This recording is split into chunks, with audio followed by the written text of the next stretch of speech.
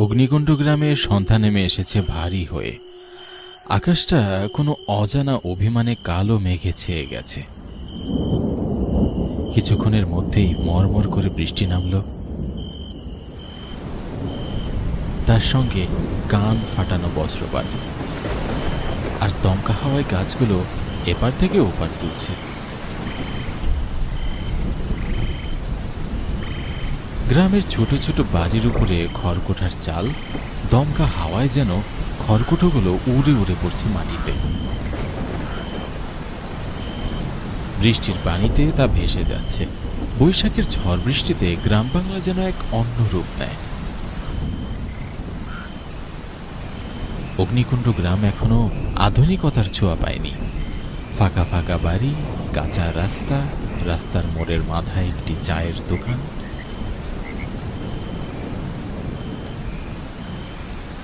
গ্রামের লোকজন সে দোকানেই চায়ের আড্ডা বসায়। সন্ধ্যায় তো চায়ের আড্ডা আরো জমে যায়। এদিকে নিতাই কাকা অপেক্ষায় আছে কখন বৃষ্টি ছাড়বে আর তিনি এই চায়ের আড্ডায় গিয়ে বসবে।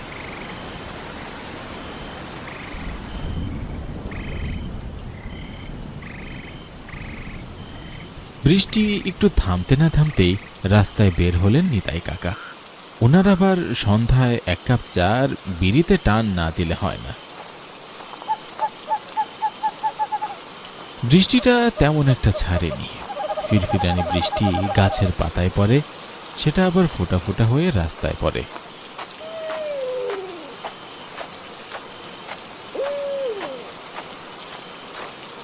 রাস্তা দিয়ে ছাতা হাতে নিতাই কাকা রওনা দিয়েছে পরাণ কাকার চায়ের দোকানে। চায়ের দোকানে লণ্ঠন জ্বালিয়ে পরাণ কাকা চা বানাচ্ছে। সেখানে আগে থেকেই লোকজন চা খাচ্ছিলেন। দোকানের সামনে দিয়ে দু একজন লোক ছাতা নিয়ে যাচ্ছে।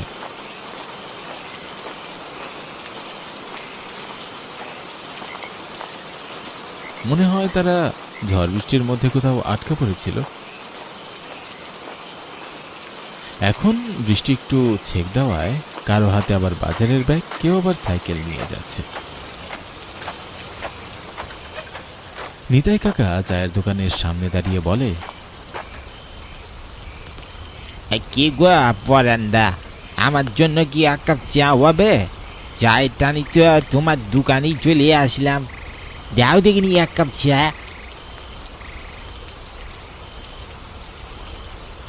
নিতাই কাকার চায়ে চুমুক দেওয়ার শব্দে মনে হচ্ছে যেন তিনি অমৃত পান করছে। একবার করে চায়ের কাপে মুখ লাগিয়ে চুমুক দিচ্ছে আর গল্প করছে। চায়ের দোকানে আগে থেকেই বসেছিল ঝন্টু আর মন্টু। ঝন্টু নিতাই কাকাকে বললেন, ও নিতাই কাকা, তুমি যেভাবে চায়ে চমক দিচ্ছ মনে হচ্ছে যে অমৃত পান করছো। আর তুমি এত বয়স্ক মানুষ, এই বৃষ্টির মধ্যে তারপরে চা খেতে এসেছ? ও তোরা বুঝবি না কোন, আমার ভাত না খেলেও চলে, তবে সন্ধ্যায় এক কাপ চা না খেলে যে আমার এই রাতটাই কাটে না। চায়ের কাপ রেখে নিতাই কাকা দেশলাইটের কাঠি জ্বালিয়ে বিড়িটা ধরালেন। বিড়িতে একটা করে টান দিচ্ছে আর মুখ ফুলিয়ে ধোঁয়া বের করে দিচ্ছে।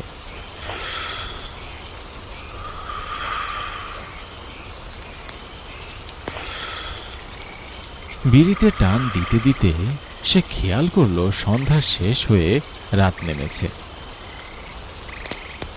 আজ আর বৃষ্টি ছাড়ার নাম নেই, তখনও আকাশ কালো মেঘে ছেয়ে আছে। নিতাই কাকা সেখান থেকে উঠে দাঁড়িয়ে তাদের সঙ্গে কথা বলে। মনে হচ্ছে আজ আর বৃষ্টি ছাড়বে না, আকাশের অবস্থাও তেমন একটা ভালো না, দেখছো না কি জোরে জোরে বজ্রপাত করছে। তোমরা সবাই বাড়ি চলে যাও, এখানে আর থাকা ঠিক হবে না। এখন বলেই কাকা বৃষ্টির পানিতে ছপছপ করে পা ফেলছে। মুষলধারে বৃষ্টি পড়ছে আর মাঝে মাঝে বজ্রপাতের শব্দ।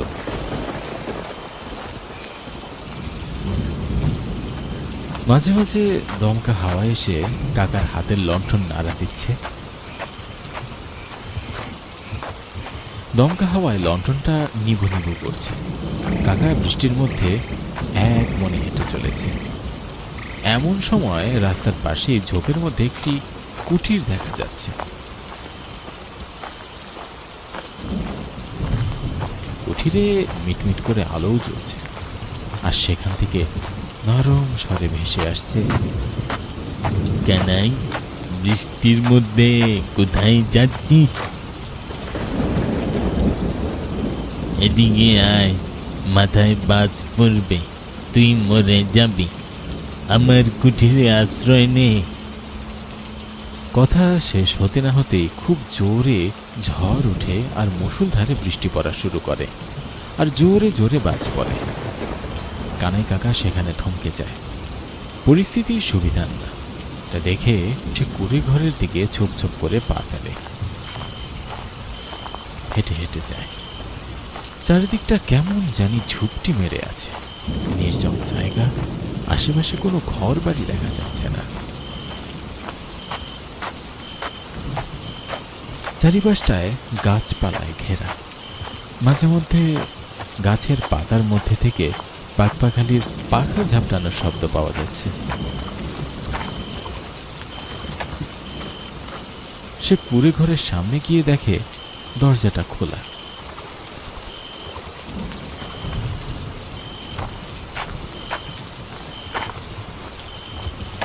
সে কুড়ে ঘরে ঢুকে চারিদিকটায় চোখ বুলিয়ে নেয়। সেখানে কাউকেই দেখতে পায় না নিতাই কাকা। তার মনে কৌতূহল জাগে। সে দাঁড়িয়ে একলা মনে বলে, কেউ তো নেই, এখান থেকেই তো ডাকছিল, কিন্তু কাউকেই তো দেখছি না বাবু। কুড়ে ঘরের ভেতরে একটা লণ্ঠন জ্বলছে টিমটিম করে। ভেতরটা কেমন যেন গা ছমছমে এক পরিবেশ। বৃদ্ধ বয়স্ক কানাই কাকা একটু ভয়ে থমকে যায়। বৃষ্টির ঝড়ো হাওয়ায় কেমন একটা আতঙ্ক ভেসে বেড়াচ্ছে। বৃদ্ধ কানাই কাকা আন্দাজ করছে এখানে কিছু একটা ঘটতে চলেছে, কিন্তু কি সেটা তার অজানা। কিছুক্ষণ পর আবারও তার কানে ভেসে আসছে, কিরে নিতাই, এসেছিস? হ্যাঁ,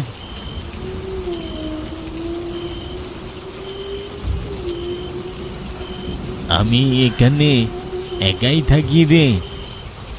কানাই কাকার ভেতরে একটা অজানা রহস্য নাড়া দিতে শুরু করে।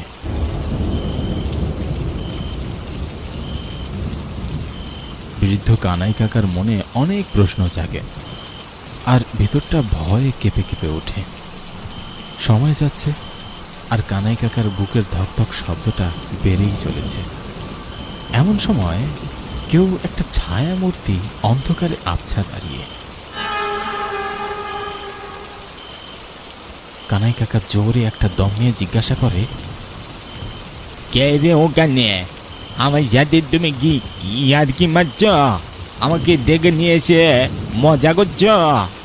আমার সামনে এসে বলছি। খুব জোরে দমকা হাওয়া বইতে শুরু করে। নিতাই কাকার হাত থেকে লণ্ঠনটা নিজের অজান্তেই মাটিতে পড়ে যায়।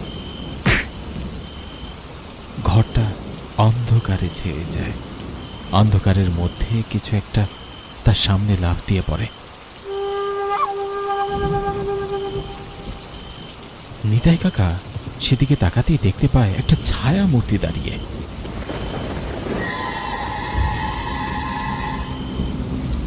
অন্ধকারে চোখ দুটো মিটমিট করে জ্বলছে। বাহিরে বিদ্যুৎ চমকানোর আলোতে খানিকটা সেই বিভৎস চেহারার ছায়া মূর্তিটাকে দেখা যাচ্ছে।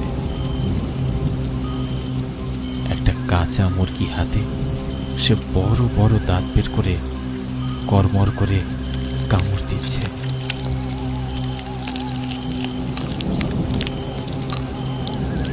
নিতাই কাকার মুখখানা ভয়ে সাদা ফ্যাকাশে হয়ে ওঠে। নিতাই কাকার আর বুঝতে বাকি থাকে না তার সামনে কি দাঁড়িয়ে আছে।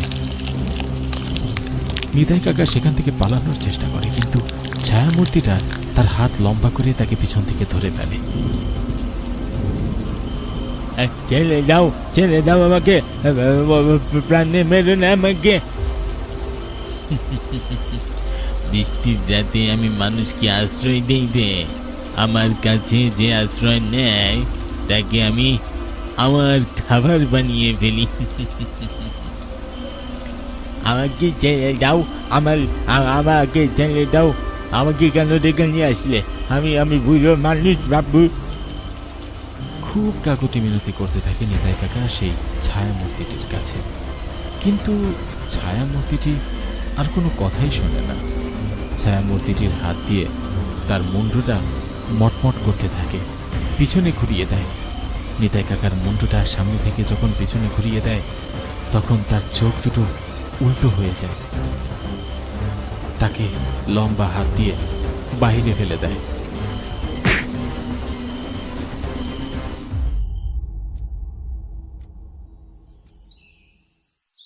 কাদামাটির উপরে নিতাই কাকার নিথর দেহটি পড়ে আছে। তাকে ঘিরে গ্রামের লোকজন নানান কথা বলছে। কেউ বলছে গতকাল বজ্রপাতে নিতাই কাকার মৃত্যু হয়েছে, তো কেউ বলছে অন্য কিছু।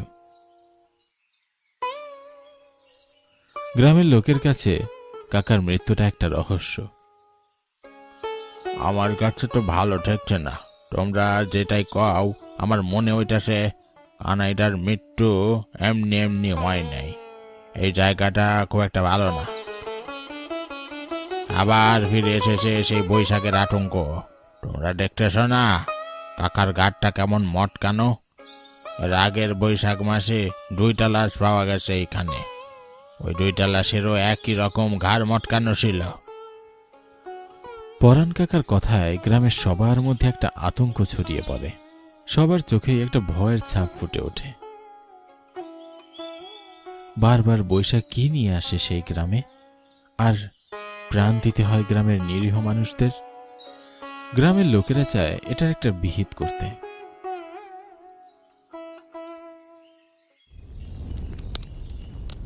কাকার নিথর দেহখান শুকনো কাঠ দ্বারা চিতায় পুড়ছে। কটকট করে শব্দ বেরিয়ে আসছে চিতার মধ্য থেকে।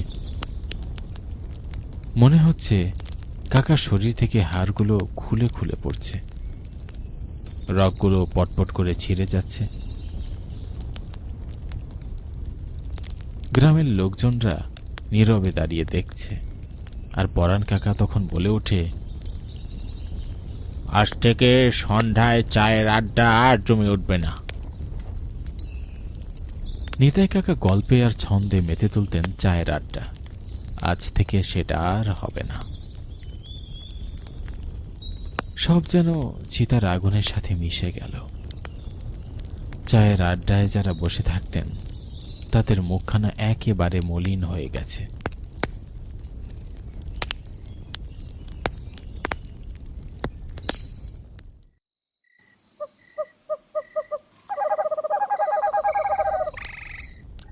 আজ পরাণ কাকার চায়ের দোকানে সন্ধ্যার আসনটা তেমন একটা জমেনি। নিতাই কাকার জায়গাটা ফাঁকা পড়ে আছে। আজও সন্ধ্যার আকাশটা কেমন জানি ভারী হয়ে আছে।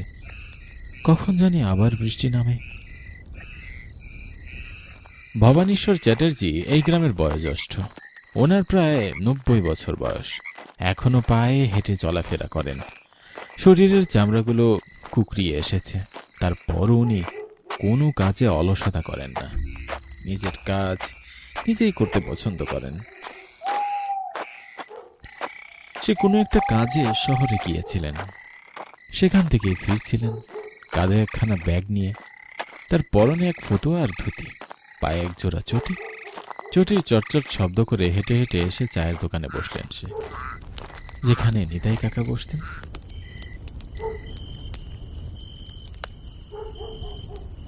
তিনি তাদেরকে বললেন, কি গো ছেলে ছোকরারা, কি খবর তোদের?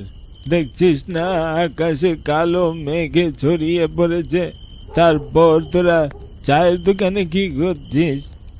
হ্যাঁ, কি আর করবো বড় দাদু, আমাদের মনটা তেমন একটা ভালো নেই। তা তুমি কোথা থেকে আসছো দাদু? আমি সেই 7 সকালে শহরে গিয়েছিলাম, 1টা বাজে। দেখ না, ফিরতে ফিরতে সন্ধ্যা হয়ে গেল। তাই ভাবলাম তোদের দোকানে একটু চায়ের আড্ডাতে বসি, তারপর না হয় বাড়ি ফিরবো। কিন্তু তোদের মন ভালো নেই কেন রে? এই বয়সে ফুরফুরে মন রাখতে হয় রে। প্রতিদিনের চায়ের আড্ডাতে এই সময় নিতাই কাকা থাকতেন, আজ যে নিতাই কাকা আর থাকবেন না। কেন রে ছোকরারা, আজ থাকবেন না কেন? কি হয়েছে নিতাইয়ের? বড় দাদু সকাল সকাল শহরে চলে যাওয়ায় গ্রামের খবরটা তার কানে পৌঁছায়নি। চায়ের দোকানে তাদের মন খারাপ দেখে নানান প্রশ্ন করেন বড় দাদু। বড় দাদুর প্রশ্নের জবাব দিলেন পরাণ কাকা।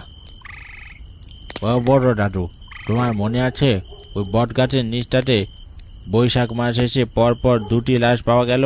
সেই একই রকম ঘাড় মটকানো লাশ আজ আবার। সেই লাশটা কার জানো বড় দাদু? কার হে রাজা? আজ আবার কার প্রাণ গেল? আমাদের নিতাইটা গো, নিতাইটা। লোকটা কাল এরকম সময়ই আমার চায়ের দোকানে চা খেতে এসেছিল, আর সকালে ওই বট গাছের নিচে তার লাশ পাওয়া যায়। ঘাড়টা এমন করে মুটকে দিয়েছে, একদম ঘাড় পিছনে চলে গেছে, আর চোখ দুটো বেরিয়ে এসেছে। বড় দাদু জোরে একটা নিঃশ্বাস ছেড়ে বলে উঠলেন, আরে, বৈশাখ মাস আসলে গ্রামে কারো না কারো প্রাণ যায়। এরকম তরতাজা প্রাণ হারানো আর মেনে নেওয়া যাচ্ছে না, এটা বিহিত করতে হবে। বড় দাদু গলা ছেড়ে বললেন, তোরা একবার গ্রামে তান্ত্রিককে নিয়ে আয়। বড় দাদুর কথা শুনে ঝন্টু চিন্তিত স্বরে বলে ওঠে, কেন দাদু, গ্রামের তান্ত্রিক কেন আনতে বলছো? নিতাই কাকার মৃত্যুটা কি অন্য কোনো কারণে হয়েছে? বড় দাদু ঝন্টুর কথা শুনে একটু হেসে বলে উঠল, ওরে বোকা, তোর মনে নেই গেল বৈশাখ মাসে আমাদের গ্রামের নির্মলের ছেলে নরাধনের লাশ পড়েছিল ওই বটগাছের নিচে? গ্রামের সেই শোক কাটিয়ে উঠতে না উঠতেই কয়েকদিনের মাথায় আবার আমার জ্যাঠাতো ভাই মরে পড়েছিল। তাদেরও ঘাড় মটকানো ছিল পিছন থেকে। তোরা কি মনে করেছিস সেটা সাধারণ মৃত্যু? না রে, ওখানে কোনো নরপিশাচের বসবাস আছে। তোরা কি একটা তান্ত্রিক নিয়ে আয়, আমি তোদের সঙ্গে থাকবো। আমার বয়স হয়েছে, আমি অত হাঁটা চলা করতে তো পারি না। মন্টু আর ঝন্টু এরা দুই বন্ধু। এরা যেন দুটি আত্মা, একটি প্রাণ। যেখানেই যাক দুজনে একসঙ্গে যায়। তারা দুজন তান্ত্রিকের বাড়িতে যাওয়ার জন্য রওনা দিয়েছে। তারা রাস্তা দিয়ে হেঁটে হেঁটে যাচ্ছে, পাশ দিয়ে অনেকেই সাইকেল ভ্যান চালিয়ে যাচ্ছে। দিনের বেলায় গ্রামের রাস্তায় অনেকেই চলাচল করে। কিছু ছোটখাটো যানবাহনও দেখা যায়। রাস্তার পাশে দু একটা বাড়িও দেখা যাচ্ছে, দোতলা। আর মোটামুটি সবগুলো বাড়ি খড়কুটো দিয়ে ছাওয়া। তারা হাঁটতে হাঁটতে তান্ত্রিকের বাড়ির দরজায় গিয়ে পৌঁছায়। তার দরজার শিকল ধরে ঠকঠক করে শব্দ করে মন্টু। আর ঝন্টু দাঁড়িয়ে থেকে বলে, কি গো, বাড়িতে কেউ আছো? কেউ সাড়া দিচ্ছ না কেন? তান্ত্রিক তার ঘরের জানালায় এসে উকি মেরে ঝন্টুর কথায় সাড়া দেয়। আছে গো, আছে, বাড়িতে মানুষ আছে। কে চাই তোমাদের? তারা তান্ত্রিককে জানায় তাদের খুব জরুরি দরকার, সে বাইরে এসে শুনলে খুব ভালো হয়। আমাদের বড় দাদু পাঠিয়েছে, তো তুমি একটু বাইরে এসো, তোমাকে সব বলছি। তান্ত্রিক তার সামনে বসেছিল। তাদের কথা শুনে সে জানালার দিকে উকি মারে। সে আসন ছেড়ে হেঁটে হেঁটে গিয়ে দরজা খুলে আর বাহিরে দাঁড়ায়, আর তার সঙ্গে কথা বলে। বল, কি বলবি বল। মন্টু আর ঝন্টু দুজনে সব কথা খুলে বলে তান্ত্রিকের কাছে। তান্ত্রিক তাদের কথা শুনে চোখ বড় বড় করে তাকিয়ে থাকে। তারপর বিস্তৃত স্বরে বলে ওঠে, আমি বুঝতে পেরেছি তোরা এখানে কেন দাঁড়িয়ে আছিস। হ্যাঁ, আমি ভেতর থেকে আমার জিনিসপত্রগুলো নিয়ে আসছি, কেমন? এই কথা বলেই তান্ত্রিক হেঁটে হেঁটে ভিতরে চলে যায়, তার তন্ত্রমন্ত্রের জিনিসপত্র ব্যাগে উঠিয়ে নেয়, আবার বাহিরে বেরিয়ে তাদের সঙ্গে হাঁটতে শুরু করে। সময়টা বিকেল, রাস্তা দিয়ে তারা তিনজনই হাঁটছে। তাদের আশপাশ দিয়ে কয়েকজন লোকও যাতায়াত করছে, কারও মুখে কোনো কথা নেই।